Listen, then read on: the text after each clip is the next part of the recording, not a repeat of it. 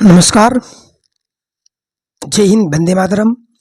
मैं हूँ रामाचल और आप सभी लोगों का आपके अपने यूट्यूब चैनल रामाचल गुरुकुल में बहुत बहुत स्वागत एवं अभिनंदन है। स्वागत है, मोस्ट वेलकम।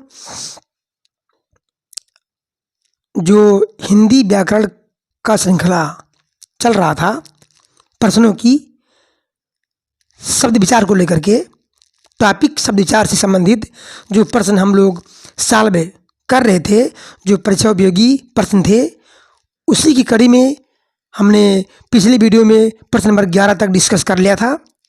आज अगला प्रश्न है 11 और आप लोग पूरे वीडियो में बने रहिए। आपसे इतना विनम्र निवेदन है, वीडियो आप पूरा देखिए, आपको सब कुछ समझ में आने वाला है, क्योंकि हम वही प्रश्न लाए हैं जो परीक्षा उपयोगी हैं, यानी जो परीक्षा में बार बार पूछे जाते हैं, भविष्य में पूछे जाएंगे। और जो टॉपिक है हिंदी व्याकरण शब्द विचार, इस टॉपिक से कम 2 से 3 प्रश्न तो बिल्कुल एग्जाम में पूछ लेता है। और यदि आप लोग चैनल पर नए हैं तो चैनल को सब्सक्राइब करना ना भूले और बेल आइकन को प्रेस कर लीजिए, ताकि जब भी वीडियो डाला जाए, जब भी वीडियो अपलोड हो, उसका नोटिफिकेशन सबसे पहले आपको मिले। ठीक, तो एक बार पुनः स्वागत है।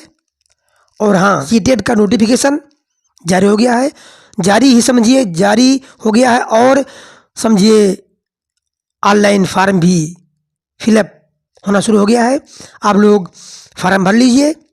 सीटेट जुलाई 24 यानी 2024 डेट भी आ गया है। 7 जुलाई को एग्जाम होगा सीटेट का, यानी समझिए मार्च है, मार्च अप्रैल मई जून, 4 महीना, 4 माह पूरा आप लोगों के लिए है। और इन 4 महीने में एकदम जी जान से लग जाइए, ताकि ये मौका हाथ से ना जाना पाए। और हमारे साथ जुड़िए।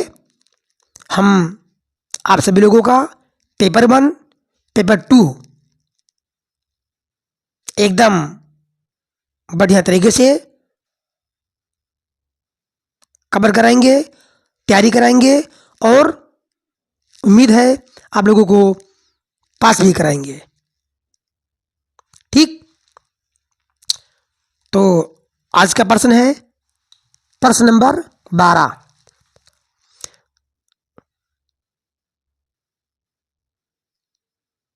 ठीक है, प्रश्न नंबर 12। और हाँ, वीडियो को भाई ध्यान से देखिए, तभी सब कुछ समझ में आने वाला है। ठीक है, जिन शब्दों में प्रयोग के अनुसार कोई परिवर्तन नहीं होता है, उन्हें कहा जाता है, क्या कहा जाता है? ऑप्शन में है पदबंध, पदबंध, विकारी शब्द, अविकारी शब्द, तत्सम शब्द। समझ रहे हैं?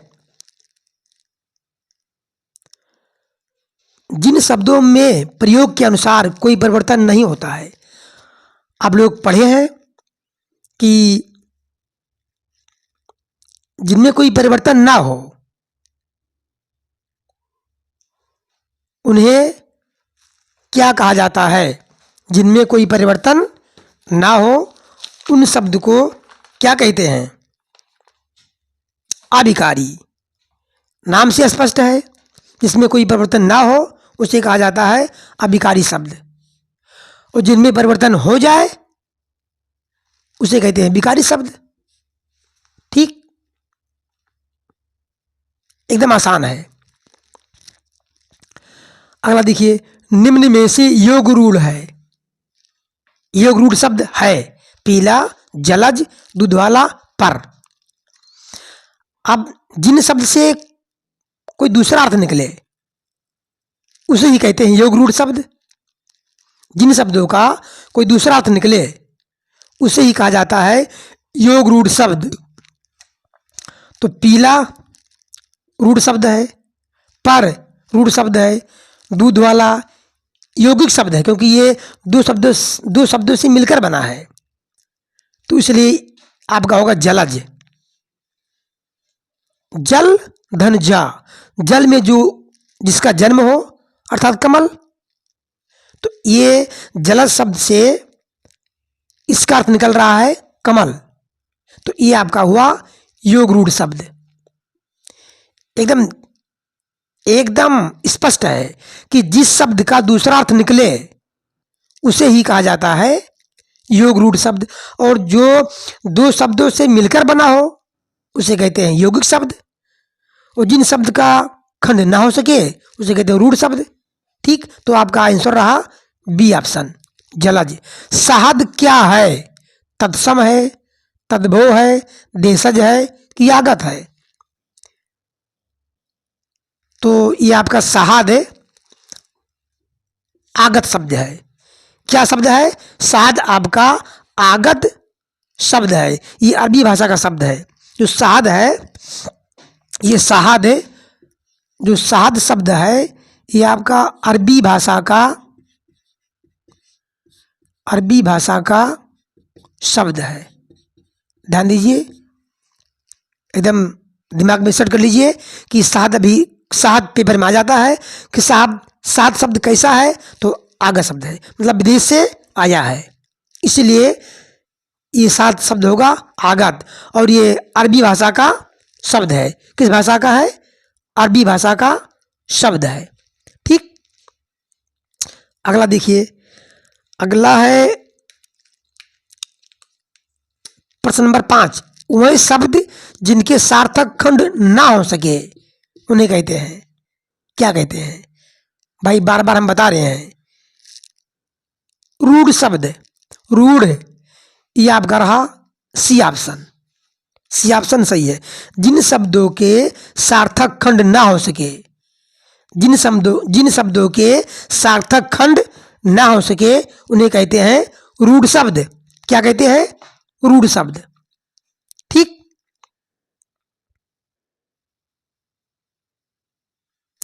यदि वीडियो आप लोगों को अच्छा लग रहा है तो भाई लाइक कीजिए, और कमेंट में कुछ ना कुछ तो जरूर लिखिए।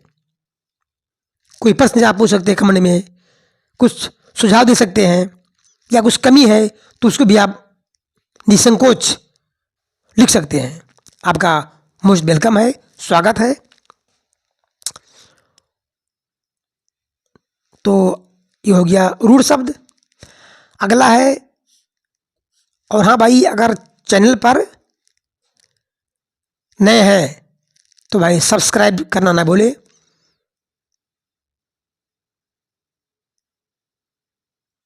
ठीक है, निम्न में से यौगिक शब्द क्या है?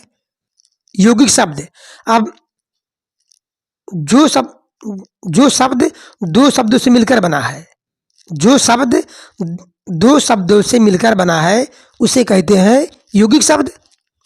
अब देखिए ध्यान से, ये आपका है दशानन, दस है आनन, दस है मुंह अर्थात रावण के, तो ये आपका हो गया योग रूढ़।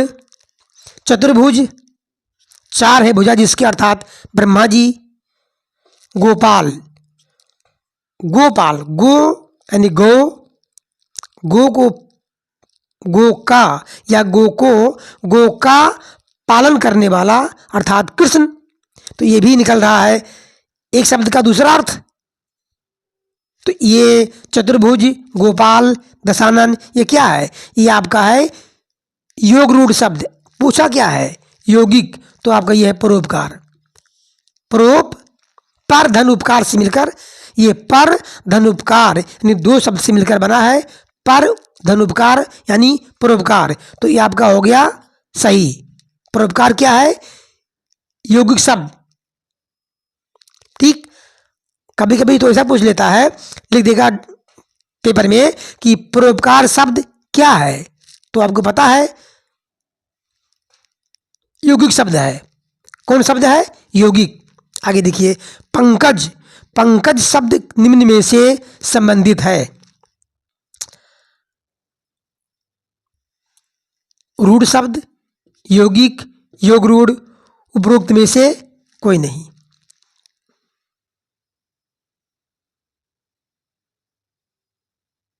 पंकज, पंकज माने क्या होता है? पंकज माने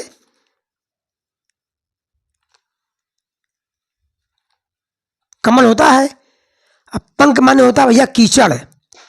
पंख माने कीचड़, जा माने जन्म लेना, जन्मा मतलब कीचड़ में जन्मा अर्थात कमल। तो पंकज शब्द का क्या अर्थ निकल रहा है? दूसरा अर्थ निकल रहा है। इसलिए ये आपका हुआ योग रूढ़। ना यौगिक होगा ना रूढ़ होगा, ये तो होगा नहीं। इसलिए इस पंकज क्या हो गया? आपका हो गया योग रूढ़ शब्द। ठीक, चलिए भाई अगला देखिए, प्रश्न नंबर 18 में क्या है? निम्न शब्द युग्मे में से असंगत युग्म है। ये गोबर कुकारा तद्भव है, तो गोबर तद्भव है क्योंकि गोबर का तत्सम होता है गोमय, गोमय तत्सम है और गोबर तद्भव है, तो ये सही है। नाक रूढ़ शब्द है, ये भी सही है। कमल नयन मधु मधुमास, ये दो शब्दों से मिलकर बना है, मधु धन मास से, तो यौगिक भी सही है। पूछा है असंगत युग्म, तो ये आपका रहा कमल नयन, ये कह रहा यौगिक, लेकिन यौगिक नहीं है, ये है योग रूढ़। कमल नयन आपका क्या है? योग रूढ़, क्योंकि कमल नयन किसको कहा जाता है? विष्णु जी को, तो इसलिए आपका कमल नयन यौगिक नहीं है। कमल नयन यौगिक शब्द नहीं है, ये आपका है योग रूढ़। ठीक भाई, मुझे उम्मीद है कि आप लोगों को वीडियो समझ में आ रहा होगा। अगर यहाँ तक पहुँच गए हैं तो पूरा वीडियो जरूर देखिए, सब कुछ समझ में आने वाला है। ग्रामर एकदम आपको जबान पर हम याद करवा देंगे, बस मेरे साथ बने रही वीडियो में। हिंदी का जो पोर्शन होता है ग्रामर का, एकदम बढ़िया से आपको याद करवा दूंगा, ये मेरी गारंटी है। इतने ढंग से पढ़ाऊंगा कि आपको पूरा पूरा एकदम याद हो जाएगा। तो 18 हो गया। अब देखिए 19 में क्या है? सूची 1 को सूची 2 से मिलान कीजिए। सूची 1 ये है, संकल्प सूची 2 ये है। संकल्प सूरज काका मोटर, तद्भव देसी तत्सम विदेशी। अब देखिए काका शब्द क्या है? काका शब्द आपका क्या है? काका शब्द आपका है देसी शब्द है। क्या है? देसी। मोटर शब्द है विदेशी। संकल्प शब्द आपका है तत्सम। सूर्य शब्द आपका है तद्भव। एक बार फिर देख लीजिए, संकल्प आपका है तत्सम, सूरज आपका है तद्भव, काका शब्द है देसी शब्द है और मोटर शब्द है विदेशी।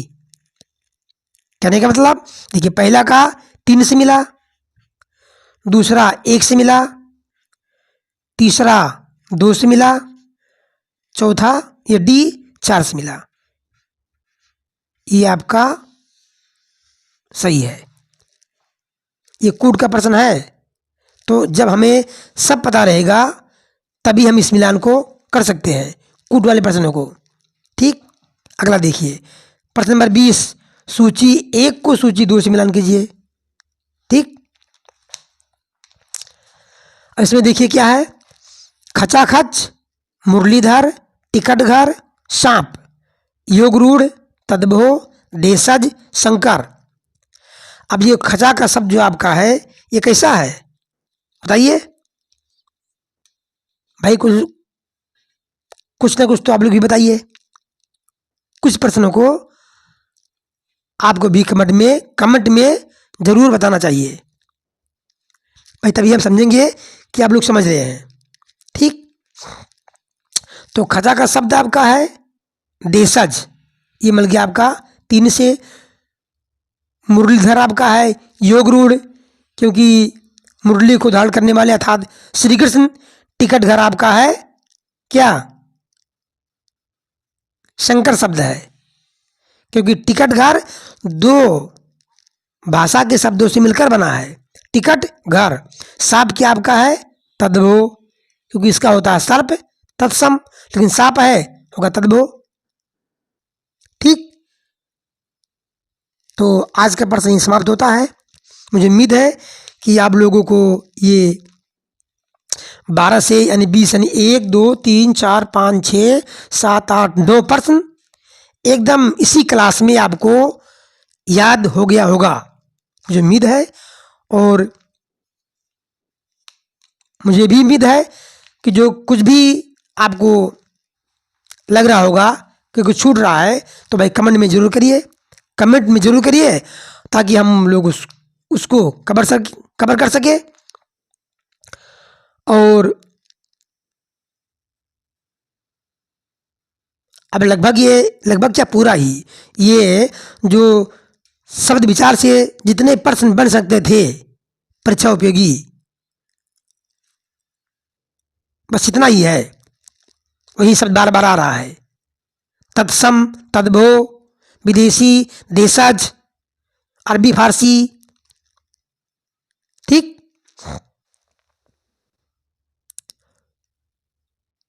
तो अब हम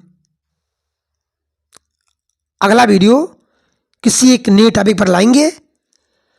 आप लोग तैयार रहिए और मेहनत जम के करिए, क्योंकि इस बार हमको सीटीएट पास करना है अच्छे नंबर के साथ, अच्छे अंक के साथ। तो आज से और अभी से लग जाइए, और हम आपके साथ हैं, क्योंकि God helps those who helps themselves. ईश्वर उसकी सहायता करता है जो अपनी सहायता स्वयं करता हो। तो एकदम पूरे जोश के साथ, तन मन धन के साथ लग जाइए, हम आपके साथ हैं। तो अगले वीडियो में फिर मुलाकात होगी। तब तक के लिए जय हिंद, वंदे मातरम।